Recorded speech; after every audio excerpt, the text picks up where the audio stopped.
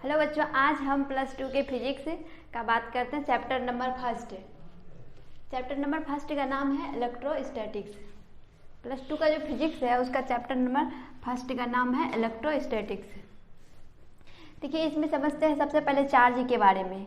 इसमें टॉपिक दिया है 1.15 टोटल, तो उसमें आज सबसे पहले बात करते हैं 1.1 का।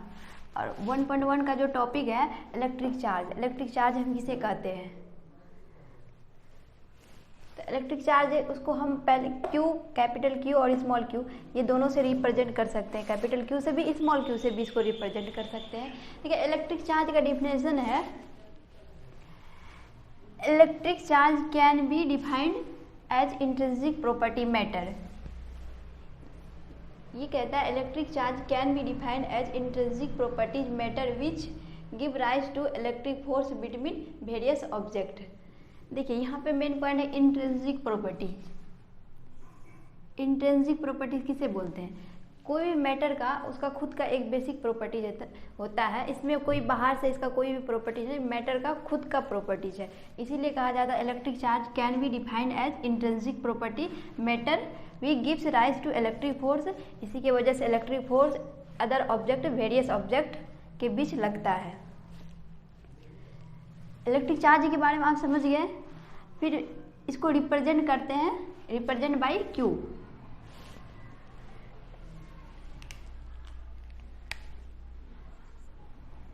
इसको रिप्रेजेंट क्यू से करते हैं। The SI unit of electric charge is coulomb. इसका एसआई यूनिट कूलम्ब होता है। फिर देखिए, दूसरा पॉइंट का था proton has positive charge plus E and an electron has negative charge minus E. सिर्फ इसमें क्या होता है कि इसमें दोनों का चिन्ह अलग होता है। किसी का इलेक्ट्रॉन का माइनस होता है, इलेक्ट्रॉन का माइनस होता है और प्रोटॉन का प्लस होता है, लेकिन मैग्नीट्यूड दोनों का सेम होता है। मैग्नीट्यूड दोनों का सेम होता है। E equal to 1.6 into 10⁻⁻19 coulomb. उसके बाद फिर इम्पॉर्टेंट पॉइंट्स है इलेक्ट्रिक चार्ज के लिए। उसमें पहला पॉइंट का बात करते हैं, like charge. Like charge repel each other and unlike charge attract each other. जो लाइक चार्ज है, लाइक चार्ज मतलब जो सेम प्रॉपर्टी, सेम नेचर का जो चार्ज होता है। जैसे देखिए, लाइक चार्ज एग्जांपल सब समझते हैं। लाइक चार्ज जैसे positive positive positive positive charge. Like charge repel, positive positive रहेगा तो ये इसको रिपेल करेगा, ये इसको रिपेल करेगा। अगर हम नेगेटिव नेगेटिव मानते हैं, ये इसको रिपेल करेगा, ये इसको रिपेल करेगा। ये दोनों लाइक चार्ज है, सेम नेचर का चार्ज है। पॉजिटिव से पॉजिटिव, नेगेटिव तो नेगेटिव। और अनलाइक चार्ज का मतलब होता है एक पॉजिटिव दूसरा नेगेटिव, या एक नेगेटिव तो दूसरा पॉजिटिव। ये दोनों अट्रैक्ट होगा, ये दोनों के बीच क्या होगा? अट्रैक्ट।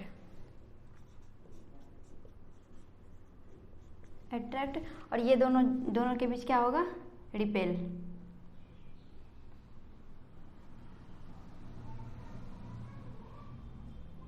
ये दोनों के बीच क्या होगा? रिपल्सन होगा। देखिए, ये दोनों के बीच रिपल्सन होगा, ये दोनों के बीच अट्रैक्शन होगा। देखिए, अब समझ गए इलेक्ट्रिक चार्ज का डेफिनेशन क्या होता है। Electric charge can be defined intrinsic properties. Matter का खुद का प्रॉपर्टीज है। ऐसे भी मैटर का दो प्रॉपर्टीज होता है, एक मास एक चार्ज।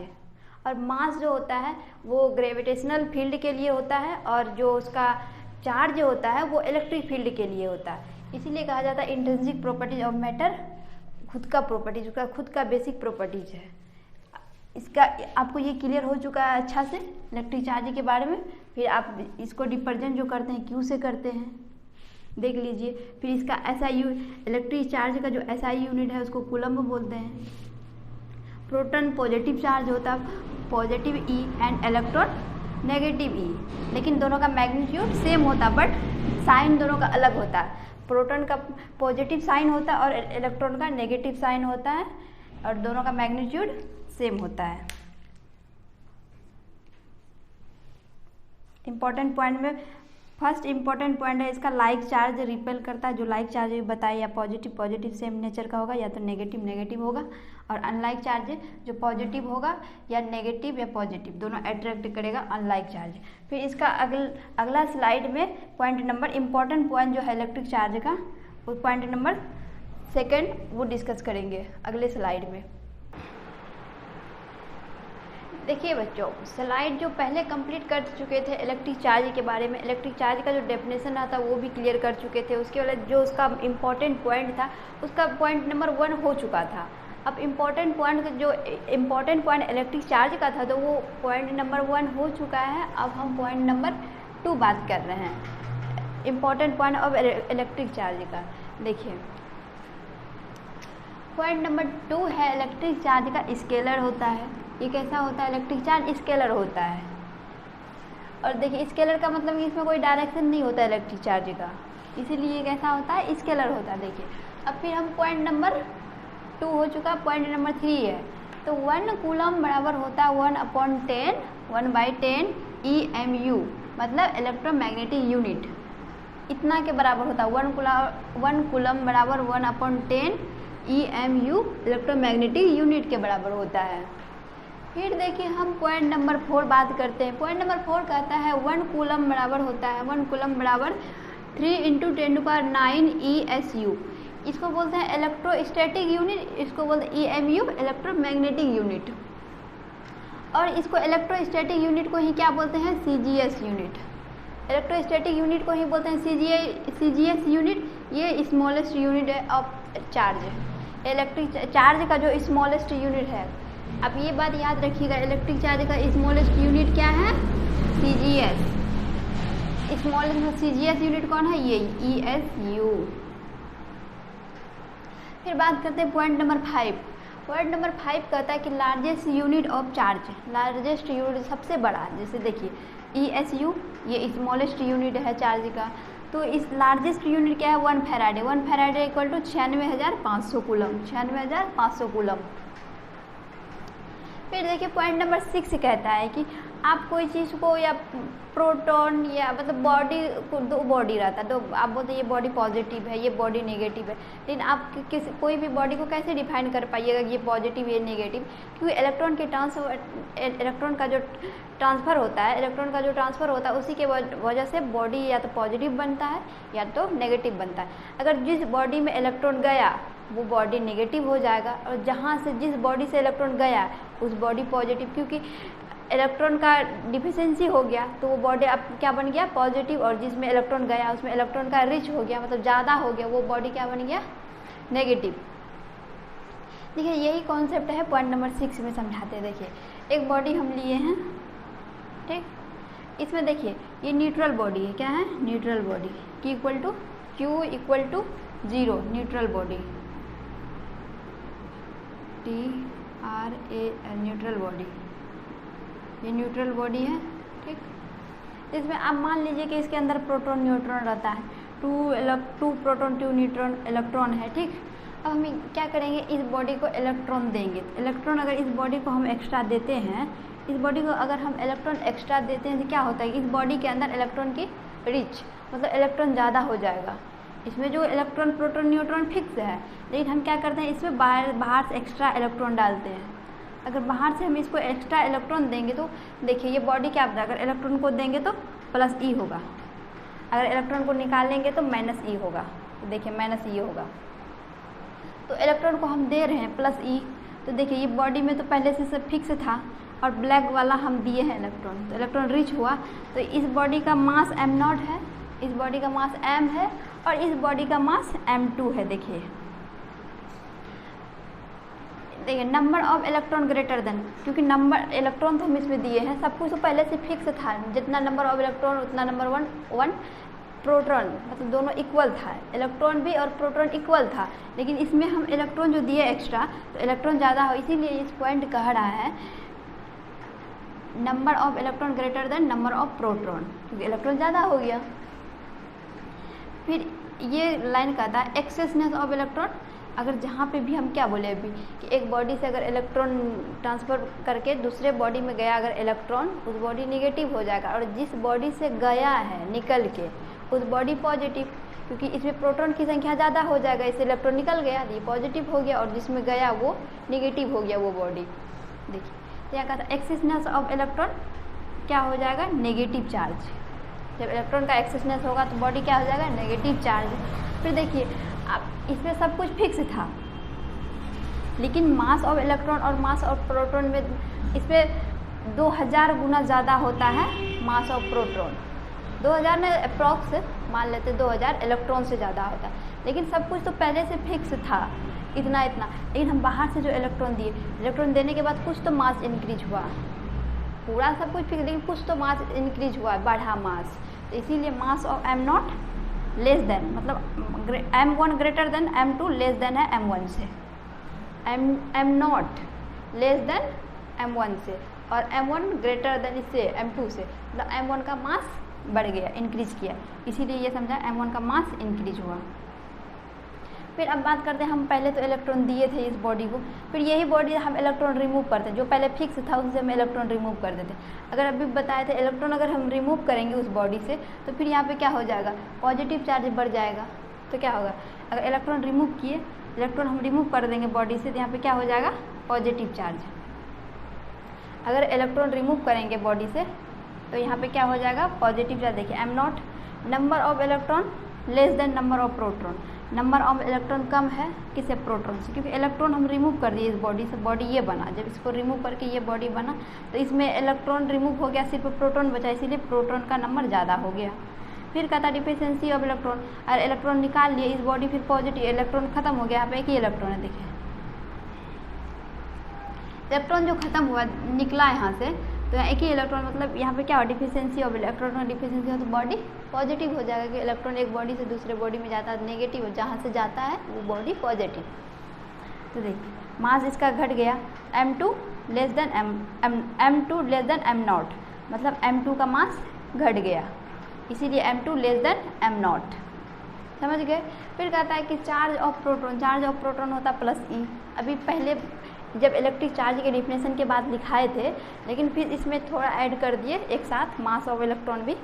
देखिए charge of proton plus E होता है, मतलब plus 1.6 into 10⁻⁻19 coulomb, 1.6 into 10⁻⁻19 coulomb. फिर होता है कि चार्ज ऑफ इलेक्ट्रॉन होता है minus E, equal to minus 1.6 into 10⁻⁻19 coulomb होता है, और मास ऑफ इलेक्ट्रॉन होता है 9.1 इंटू 10⁻31 kg, 31 kg। ठीक, समझ गए आप सारा।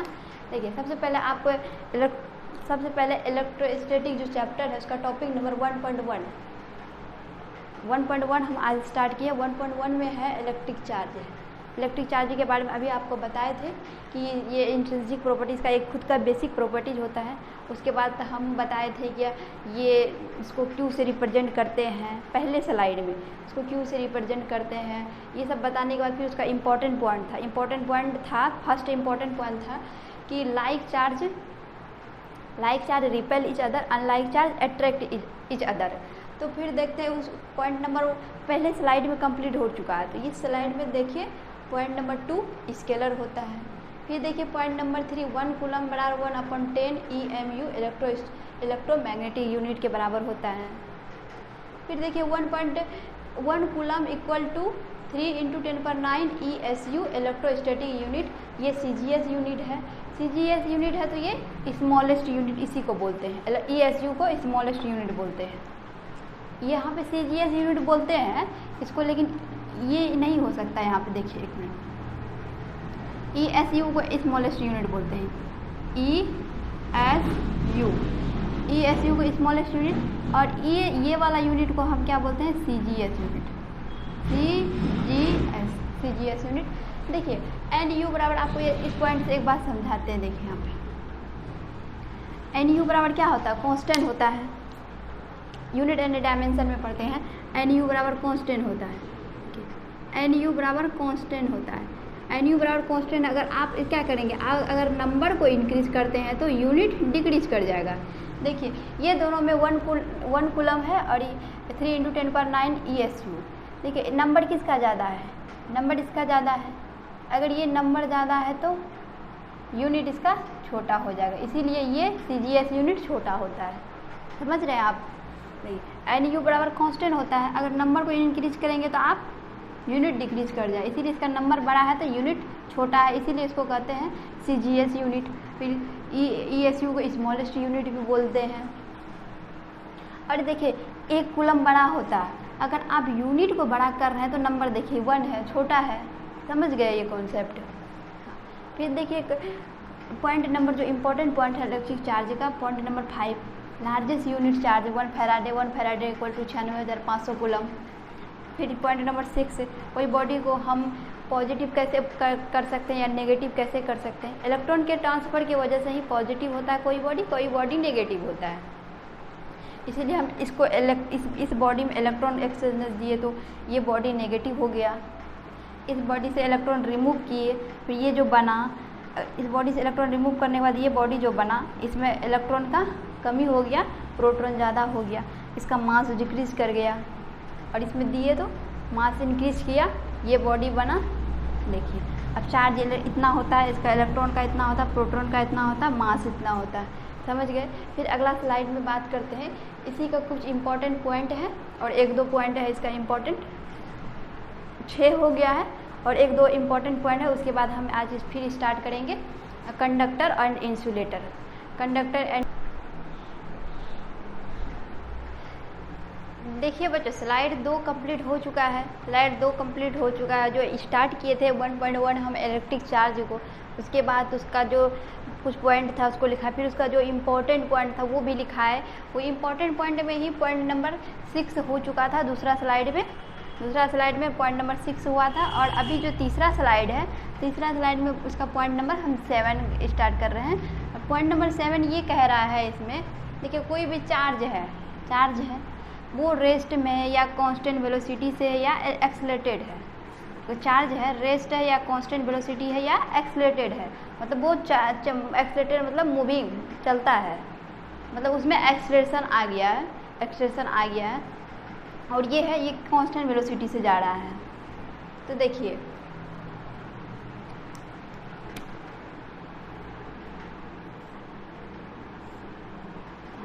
सबसे पहले अगर चार्ज रेस्ट में रहेगा तो उसमें क्या है, चार्ज अगर रेस्ट में रहेगा तो ओनली इलेक्ट्रोस्टैटिक फील्ड होगा। अगर चार्ज रेस्ट में लगेगा सिर्फ इसमें इलेक्ट्रोस्टैटिक फील्ड होगा और मैग्नेटिक फील्ड नहीं होगा, EM वेव भी नहीं होगा, क्योंकि चार्ज रेस्ट में है। अगर चार्ज में कांस्टेंट वेलोसिटी है तो इलेक्ट्रोस्टैटिक फील्ड भी होगा, मैग्नेटिक फील्ड भी होगा और EM वेव नहीं होगा। अगर चार्ज एक्सेलरेटेड है तो उसमें इलेक्ट्रोस्टैटिक फील्ड भी होगा, मैग्नेटिक भी होगा, EM वेव भी होगा।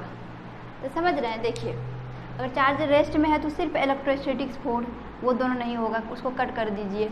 अगर चार्ज कांस्टेंट वेलोसिटी से होगा तो 2 को लीजिए, उसको कट कर दीजिए। पहले 1 लीजिए, देखिए याद करने का तरीका, इससे भी सवाल बनता है। अगर रेस्ट रहेगा तो सिर्फ 1 होगा, 2 नहीं होगा, उसको कट कर दीजिए। फिर अगर दूसरा में जाएंगे तो 2 ही होगा, लास्ट में जो एक्सेलरेटेड होगा तो 3 होगा। इस टाइप से याद होगा, पहले 1 होगा, 2 कट कर देंगे। फिर दूसरा में जो जब कांस्टेंट वेलोसिटी होगा तो उसमें 2 लेंगे, electric field, magnetic field, EM wave नहीं होगा। एक्सेलरेटेड होगा तो 3 लेंगे, electric field, magnetic field, EM wave भी लेंगे। फिर देखिए पॉइंट नंबर 8 है, वही important point of electric charge का पॉइंट नंबर 8 है इनवेरिएंट। इसमें एनसीईआरटी में दिया इनवेरिएंट का मतलब चार्ज इज इनवेरिएंट का मतलब होता है value of charge on a body does not depend on frame of reference या स्पीड।